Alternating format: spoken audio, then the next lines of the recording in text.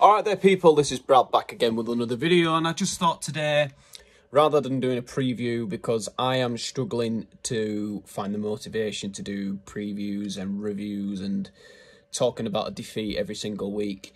So I'm going to do the Premier League predictions because I love the Premier League. So I'm just going to be, focusing on all the games this weekend. Let me know what your thoughts are on the predictions. Obviously, you probably might have seen them on my Instagram anyway, which I post every single week. Please stay tuned for this video if you haven't seen it. So let's start with the first game. Fulham versus Manchester United at Craven Cottage. Manchester United have got so many issues. Back-to-back 3-0 home losses to Manchester City and to Newcastle's second-string team, which I don't mean in a disrespectful way, but that wasn't Newcastle's strongest team out there. I think everybody could see that. Performances have been diabolical. But you know what? This game, I can see United winning. I don't know why. I predicted 1-0 for the Newcastle game. But for this game against Fulham, Fulham have got some good players. Got some decent, Pellegrini in the midfield. Willian, Pereira, who's a former United player. Bernd Leno, the goalkeeper. And for me, I'm gonna say Manchester United to win this game 1-0 at Craven Cottage. I think they will manage to take the 3 points. I'm going to say Garnacho to score in the second half to give United a crucial 3 points. Would it be something that would kickstart the season again? I don't really think it would be. I don't think it would make much of a difference, but I think it would ease a bit of pressure on Ten Hag, and I think United will win the game 1-0. On to the next game then. We have got Brentford hosting West Ham. Now, Brentford have won every single meeting in the Premier League against West Ham. So, Brentford going into this game on the back of a 2-0 win over Chelsea at Stamford Bridge last week. West Ham suffered 3 defeats in a week.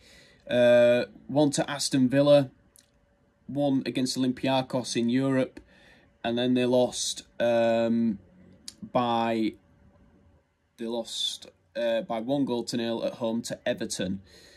I can see, again, this might sound a bit controversial, but I think West Ham might come away with the 3 points in this one. It's not as straightforward as you think. I always seem to go against Brentford. I've got nothing against Brentford. I think they are a good side, but I think this is a game. It is a very even game in terms of quality and stuff like that, And I think West Ham might put an end to that shocking record that they've got against Brentford. It took them a very long time to beat Brighton in the Premier League for the first time. Now, I think that this game will end Brentford 1, West Ham 2. Next, it's Burnley against Crystal Palace. Burnley seems to return to the Premier League. Burnley haven't been... This Burnley isn't the real Burnley. It's not the Burnley we know, the one we're used to, the one, the team who, play long balls and scrap and smack an elbow in the face and stuff like that, Burnley playing pet ball or company ball, it's just not working. It worked very well in the Championship. I think a lot of people, including myself, raised expectations. I think I said Burnley to finish 11th in the Premier League. I expected a lot better from them. The form has been woeful. Just one win all season for them. All the 3 newly promoted teams. Sheffield United have been woeful, and I think that's putting it politely. Luton have got 5 points. They've actually done okay. 1 point from safety, but for me, I think can't see them beating Crystal Palace. I can see Crystal Palace going to Turf Moor and winning quite convincingly, because Burnley concede a lot of goals, particularly at home as well. I'm going to go for Burnley 0, Crystal Palace 3, and I think the pressure might be cranked up a little bit on Vincent Kompany, if it hasn't already. Burnley fans that I have spoken to are not too happy with Kompany, so we'll have to see what happens there. I can see a very comfortable win for Palace. Next, Everton hosting Brighton and Hove Albion. Now, this one is a difficult one again. Now, some of you might think it's a straightforward Brighton win because of how good Brighton are. Years ago, it wouldn't have been the case. It would have been Everton. But this is a game where I think they will be paying tribute to Bill Kenwright. I know they put a wreath on his seat in the Carabao Cup game against Burnley, which was a very nice tribute. I think they did 2 tributes. Did one for Sir Bobby in the United Copenhagen game, and then they did one for the Champions League game. You know, I think they might pay a special tribute to Bill Kenwright, and I think Brighton will come away with the 3 points in this one. I'm going to say 3-1 to Brighton. But this is a game Everton could win. Everton have got some confidence going. They're in good form. They're actually doing well. I actually believe that they would come back under Sean Dyche. You know, after that start, I thought Sean Dyche is still the right guy for the job. And I'm glad that they stuck with him. And Everton, yeah, they can win this game. I think it's a game that they could win and I easily could get wrong. They could definitely get something from this game. It's a tricky one to predict. The last time Everton played Brighton, they won 5-1 away from home. Unbelievable stuff, which was key in their survival. So, yeah, Everton 1, Brighton 3. Next game, it's Man City against Bournemouth. 4-0 Man City. Do you know what? Most weeks I predict 4-0 to Man City. I cannot see Bournemouth having a chance in this game. If they win this game, I'll dye my hair red and black. If they win this game, I will dye my hair red and black. Honestly, I can't see Bournemouth going to Manchester City and getting a win. City going to win this game 4-0 at the Etihad. They usually do win by that margin anyway against Bournemouth. Bournemouth have lost every single game against Manchester City, and I can't see that being different this weekend. So, sorry Bournemouth fans, 4-0 to Man City. Sheffield United against Wolves. Sheffield United have actually had a worse start after 10 games than the worst ever Premier League team, Derby County, in 07-08. And Sheffield United have just got the 1 point. Derby had 6 points at this start, at this stage in that season. They take on Wolves, and Gary O'Neill is doing a fantastic job at Wolverhampton Wanderers, considering how short of time he had to bring the players in he wanted to work with the players who were facing Man United. Lopetegui just left. The first game, Wolves absolutely dominated United and should have won that game. Last week, there was that game, you know, they've taken points. They beat Manchester City. You know, they did very, very well in that game. Took points off Newcastle last week. Last week, I thought, this is a very unpopular opinion, I thought the penalty that Newcastle got was a penalty.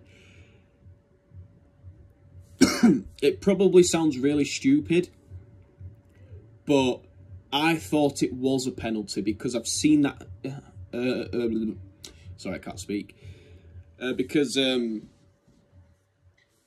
I've seen that challenge a lot of times before and penalties have been given and no one's blinked an eyelid. So, for me, Hwang does catch him. It's unfortunate. It's maybe a bit harsh, but I think it was a penalty. But everybody in the world seems to disagree, and that's fine.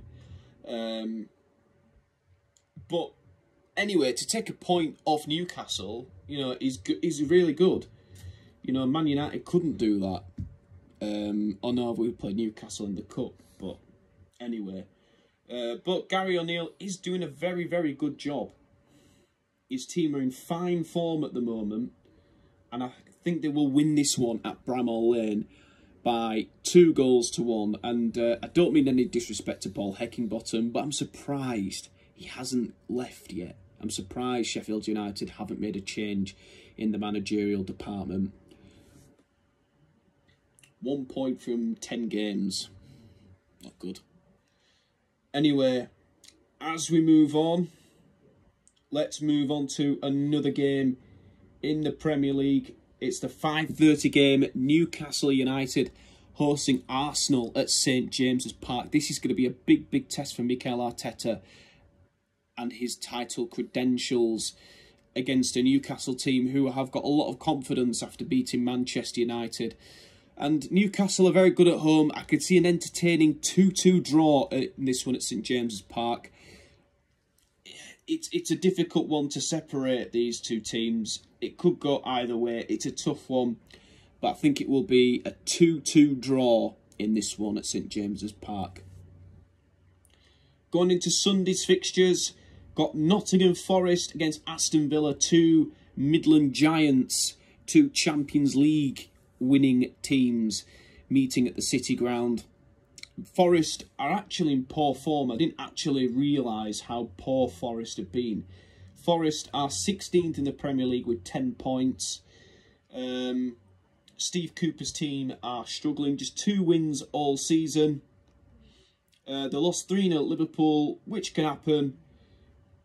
They bottled a 2-0 lead against Luton, which would have been very frustrating in that game. Luton scoring 2 late goals. They went to Palace and drew 0-0. I don't even know how that game got to Sky Sports. What else did they do? They drew with Brentford. I know that. 1-1 at the City Ground, which is a decent point, I suppose. Burnley at home, probably a game you'd look at that and think maybe they should be winning. But Forest are struggling. They haven't won since beating Chelsea back in September. So this is going to be a difficult game. I can't see Forest winning this. I'm going to say 2-1 to Aston Villa, who again are in fine form at the moment. They are doing really, really well, and Unai Emery is making Villa fans believe, and why not? Luton Town versus Liverpool. It's a potential banana skin, this one. This is a potential banana skin for Liverpool if they don't turn up. I can't see Luton getting anything. I can see Liverpool winning this quite comfortably. I've gone Liverpool 4-0 in this one. Sorry, Luton fans. You could definitely prove me wrong. And on Monday, it is the return of Maurizio Pochettino. This is, it's, it's a bit like being reunited with your ex, isn't it? For the Tottenham fans. And they've got Postecoglou, of course. And now Pochettino's managing one of their big rivals, Chelsea. I'm really looking forward to this one. I think it's going to be a spicy affair. I think it's going to be very interesting to see how this one goes. I'm going to go for Tottenham 3, Chelsea 1 in this one. I think Spurs will continue their unbeaten start to the Premier League season. And Ange Postecoglou will become more and more popular as the season goes on. Thank you guys for watching this video. Please remember to leave a like, subscribe and comment below your predictions and thoughts. This is Brad the Lord. See you all next time.